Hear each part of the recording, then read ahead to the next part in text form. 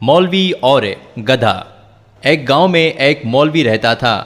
مولوی صاحب کا کوئی دوسرا ذریعہ آمدن نہ تھا۔ گاؤں میں رہتے ہوئے گزر سفر بہت مشکل تھا۔ اسی گاؤں میں ایک نیک دل جاگیردار بھی رہتا تھا، تو اس نے زمین کا ایک ٹکڑا مولوی صاحب کو ہدیہ کیا کہ ویسے بھی سارا دن آپ فارغ ہوتے ہیں، کھیتی باڑی کریں گے تاکہ آپ کا وقت اچھا گزرے۔ مولوی صاحب نے گندم کاشت کر لی، اور جب فصل ہری بھری ہو گئی تو بڑی خوشی ہوتی تھی دیکھ کر، اس لیے دن کا اکثر وقت وہ کھیت میں ہی بیٹھے رہتے اور فصل کو دیکھ دیکھ کر خوش ہوتے۔ لیکن اچانک ایک ناگہانی مصیبت نے ان کو آن گھیرا۔ گاؤں کے ایک آوارہ گدھے نے کھیت کی راہ دیکھ لی۔ گدھا روزانہ کھیت میں چرنے لگا۔ مولوی صاحب نے پہلے تو چھوٹے موٹے صدقے دیے، لیکن گدھا منع نہیں ہوا۔ پھر اس نے مختلف صورتیں پڑھ پڑھ کر پھونکنا شروع کر دیا، لیکن گدھا پھر بھی ٹس سے مس نہیں ہوا۔ ایک دن پریشان حال بیٹھے گدھے کو فصل اجاڑتے دیکھ رہے تھے کہ ادھر سے ایک کسان کا گزر ہوا۔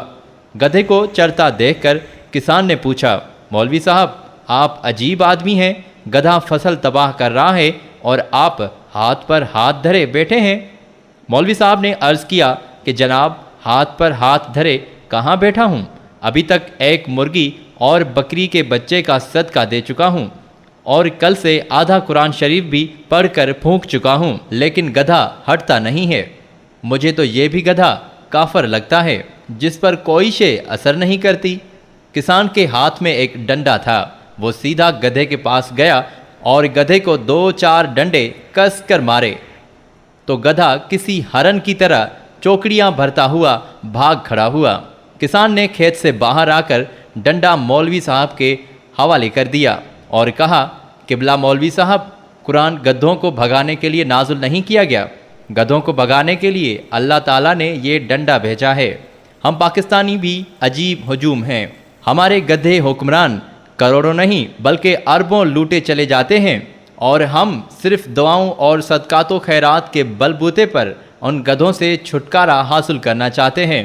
جب تک یہ ہجوم ایک قوم بن کر ان لٹیروں سے نجات کے لیے ڈنڈا استعمال نہیں کرے گی، یہ گدھے ملک و قوم کے تمام وسائل یوں ہی لوٹتے رہیں گے۔